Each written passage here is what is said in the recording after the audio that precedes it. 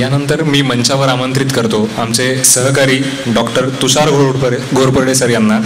तुषार Ghorpade sir हे आमचे सहकारी आहेत. त्यासोबतच तुषार सर पर्यावरण परिस्थितिकी या पुस्तकाचे लेखकसुद्धा आहेत.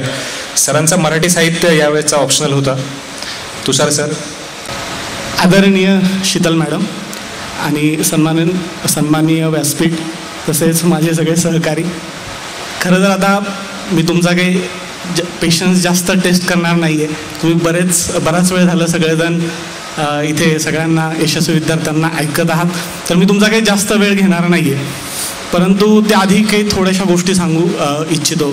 म्हणजे ह्या प्रक्रियेचा भाग किंवा हा जो काही प्रवास झाला त्याच्यामधून ज्या गोष्टी तुम्हाला काहीतरी उपयोगी पडतील अशा 2-3 गोष्टी सांगणार आहे. म्हणजे माझ्या प्रवासाची उजळणी वगैरे मी इथे करणार नाही आहे. पण त्याआधी मी सांगू इच्छितो की मी युनिकमध्ये 2012पासून शिकवतोसुद्धा आहे. परंतु युनिकशी माझा संबंध तेवढा नाही आहे. कदाचित सरांना माहिती नसेल, मी ग्रॅज्युएशन करत असताना 2007ला UPSCची युनिकची बॅचसुद्धा जॉईन केलेली होती.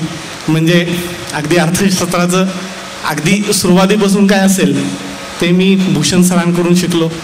किंवा पॉलिटीचं नेशन म्हणजे काय असतं इथपासून सगळ्या संकल्पना मी तुकाराम जाधव सरांकडून शिकलेलो आहे. आणि एन्शियंट हिस्ट्री म्हणजे जगताप सर जरी जॉग्रफी शिकवत असले तरीही त्यांच्याकडनं मी एन्शियंट हिस्ट्री शिकलेलो आहे. म्हणजे युनिकशी माझा संबंध तसा दुहेरी आहे आणि आधीचा आहे. आणि अर्थातच या सगळ्या प्रवासामध्ये मला युनिकचा फार मोठा आधार होता, या अर्थाने की मल्हार पाटील सरांनी मला ऑलवेज खूप सपोर्ट केलं. म्हणजे अगदी रिझल्ट निगेटिव्ह आला तरी माझा एक मेसेज मल्हार पाटील सरांना असायचा की नाही झालेलं म्हणून. पण सर म्हणायचे की आपल्याला सोडायचं नाही आहे. आता माझ्याबद्दल जर थोडं सांगायचं म्हटलं, म्हणजे मी जास्त काही माझ्याबद्दल सांगणार नाहीच आहे, परंतु तुम्हाला माझ्या प्रवासामधून काही उपयोगी गोष्टी पडतील किंवा माझ्या अनुभवामधून काही गोष्टी तुम्हाला उपयोगी पडतील अशा काही गोष्टी मी तुमच्याशी शेअर करणार आहे. हा माझा 7th अटेम्प्ट होता. मी 2009पासून प्रिपेअर करत आहे फुल टाईम.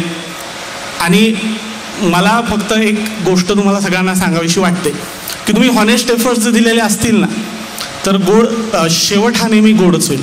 म्हणजे माझ्यासोबत जेवढे जण अभ्यास करायचे आणि जेवढे सिरियस कॅन्डिडेट्स होते ते सगळेजण सर्व्हिसमध्ये आहेत. म्हणजे माझे रूममेट्स होते ते सगळेजण सर्व्हिसमध्ये आहेत. काही जणांना लवकर मिळालं, म्हणजे समजा उदय चौधरी असेल त्याला फर्स्ट अटेम्प्टमध्येच IAS मिळालं, काही जणांना थोडंसं उशिरा मिळालं, आणि काही जण जे अगदी IAS डिझर्व करत होते त्यांना अगदी UPSCमधून रँक नाही मिळाली परंतु MPSCमधून काहीतरी मिळालं त्यांना. म्हणजे मी खूप सारी उदाहरणं सांगू शकतो. आमच्याच अकॅडमीचे एक फॅकल्टी मेंबर आहेत, कदाचित सर्वांना माहिती असतील, उमेश पाटील सर. ते सुद्धा म्हणजे डिझर्विंग कॅन्डिडेट होते, परंतु अनफॉर्च्युनेटली UPSCमधून सिलेक्शन झालं नाही. जसं विश्वांजली मॅडमने सांगितलं की लक फॅक्टर थोडासा असतो, पण मी त्याच्यामध्ये थोडंसं ॲडिशन करेल की लक फॅक्टर हा डेफिनेटली असतो, पण जो हॉनेस्ट एफर्ट घेतो त्याला नेहमी त्याला जे तो डिझायर करतो किंवा त्याला जे हवं असतं ते कदाचित मिळणार नाही, पण तो रिकाम्या हातांनी कधीच जात नाही. म्हणजे याचं उदाहरण मी स्वतःचंही सांगतो. म्हणजे मी 2009ला ज्यावेळी प्रिपरेशन करायला सुरुवात केली त्यावेळी मी IISCची एक्झाम पण दिलेली होती PhD साठीची. आणि त्यावेळी Indian Institute of Science Bangalore, जी भारतामधली सगळ्यात प्रेस्टिजियस इन्स्टिट्यूशन आहे, तिथे जेनेटिक्समध्ये माझं इंटिग्रेटेड PhDसाठी सिलेक्शन झालं होतं. मग त्यावेळी माझ्याकडे पर्याय होता. त्यावेळी प्रिलिम्स पण मी क्लिअर झालो होतो आणि त्यावेळी माझा ऑप्शनल होता प्रिलिम्सला झुलत.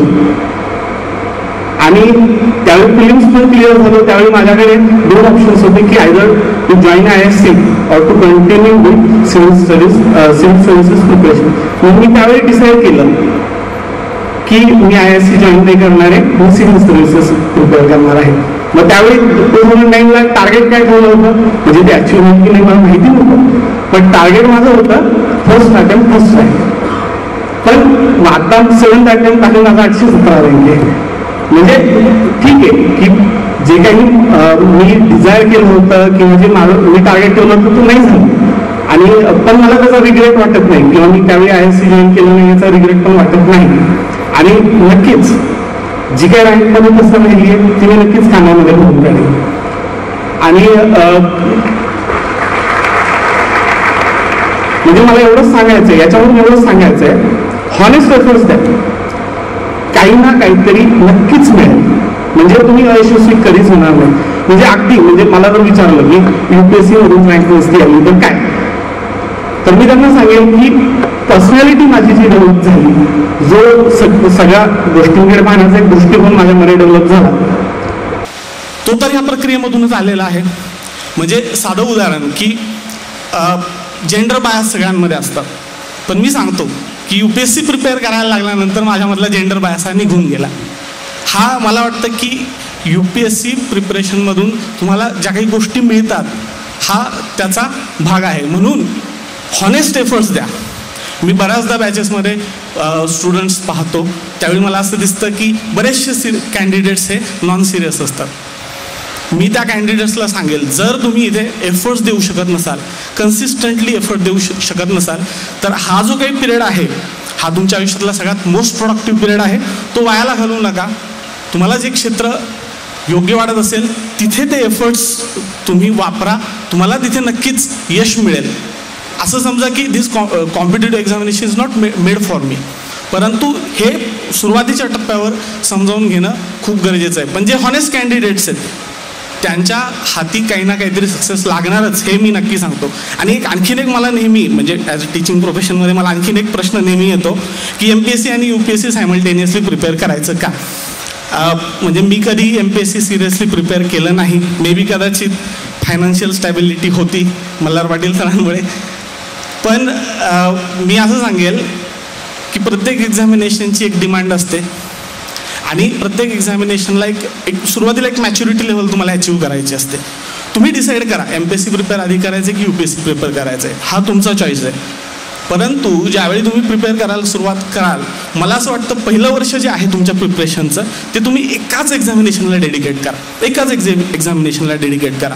आणि जेव्हा तुम्हाला ती मॅच्युरिटी लेवल येईल त्यानंतर काही तुम्हाला अटेम्प्ट्स द्यायचे असतील तर तेवढ्या काही अभ्यासाची गरज लागत नाही. अशावेळी तुमच्याकडे बराचसा वेळ शिल्लक असतो, त्यावेळी तुम्ही इतर एक्झाम्सची तयारी करा.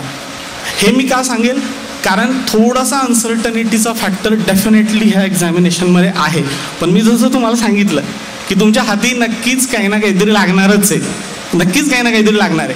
म्हणून नंतरच्या अटेम्प्टपासून जेव्हा त्या समजा मी ठरवलं की UPSC करायचं आहे, UPSCची काही लेवलला मॅच्युरिटी आल्यानंतरच्या अटेम्प्ट्समध्ये तुम्ही मल्टिपल एक्झामिनेशन्स प्रिपेअर करा. मग महाराष्ट्र फॉरेस्ट सर्व्हिस एक्झामिनेशन असेल किंवा स्टेट सिव्हिल सर्व्हिस एक्झामिनेशन असेल, त्यासुद्धा तुम्ही एक्झामिनेशन्स देऊ शकता.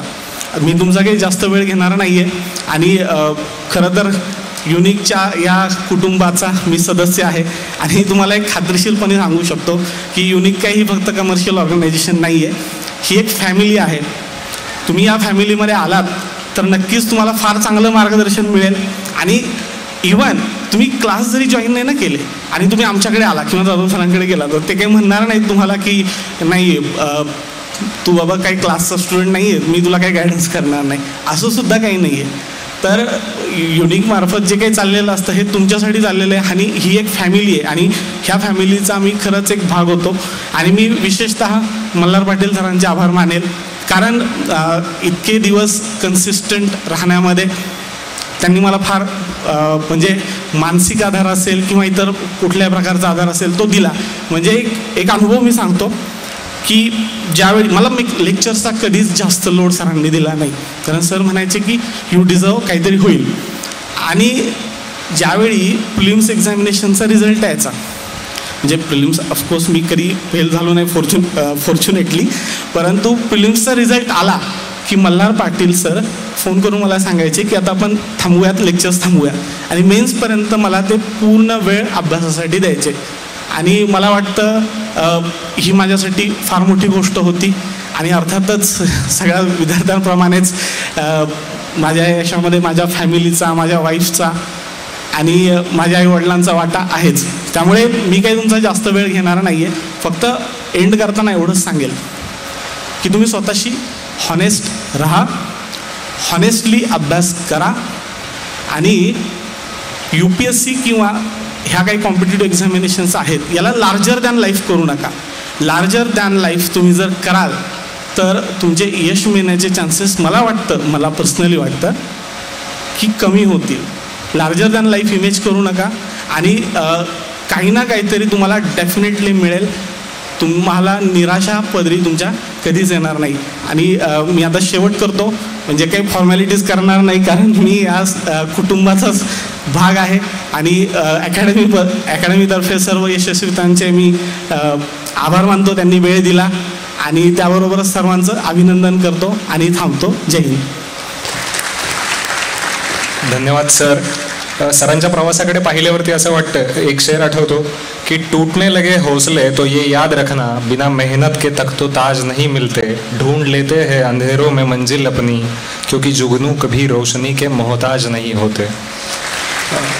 तुषार सरांचं आपल्याला संपूर्ण अभ्यासाबद्दलचं, स्ट्रॅटेजीबद्दलचं एक आपण व्याख्यान आयोजित केलेलं आहे. ते आपल्या कॅम्प येथील ब्रँचमध्ये आहे. 11 जून रोजी 11 वाजता, सकाळी 11 वाजता त्यांचं व्याख्यान असेल. तिथे तुम्ही संपूर्ण व्याख्यान सरांचं ऐकू शकतात.